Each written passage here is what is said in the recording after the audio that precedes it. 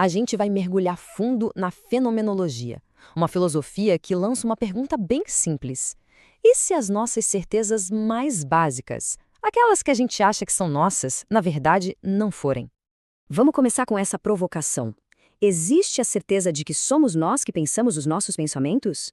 Ou será que o mundo pensou antes, e a gente só está repetindo um roteiro que já veio pronto?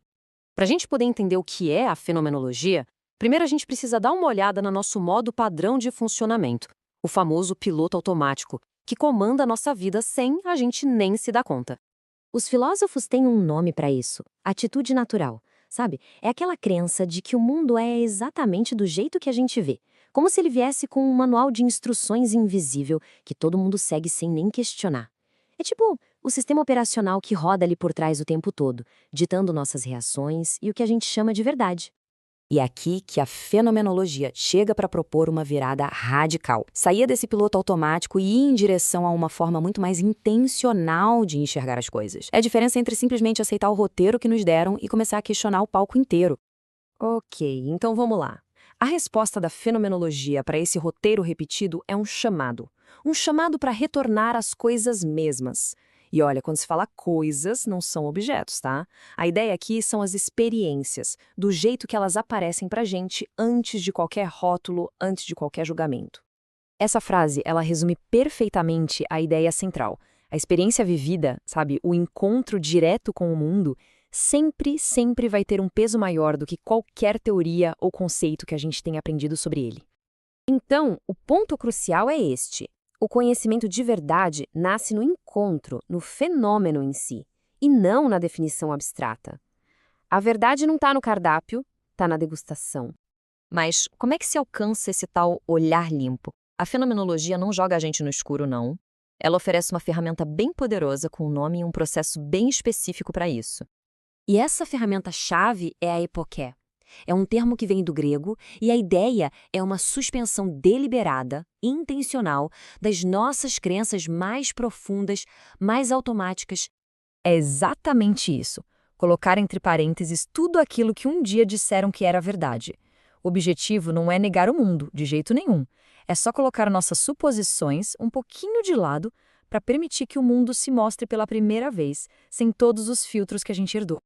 E aqui o conceito fica muito prático. Pensa só, é a diferença entre interromper um amigo para já dar um conselho e simplesmente ouvir a história dele até o final. É uma mudança de postura, de julgar para testemunhar, de reagir para receber. Ok, mas o que acontece quando a gente suspende as nossas verdades? A gente fica meio que num vácuo, né? E é exatamente nesse espaço de incerteza que a fenomenologia dá as mãos para o existencialismo, principalmente com o Jean-Paul Sartre. Para Sartre, a existência precede a essência. O que isso quer dizer? Bom, ao contrário de uma faca, que primeiro é pensada com essência, o propósito de cortar, e só depois existe, com a gente é ao contrário. Nós primeiro existimos, somos jogados no mundo, e só depois a gente define nosso propósito, a nossa essência. Ou seja, isso significa que a gente é radicalmente livre. A nossa essência é basicamente a soma das nossas escolhas. Nós somos os autores de nós mesmos. Só que essa liberdade não é uma coisa fácil, leve. Ela vem com um peso enorme, o da responsabilidade total.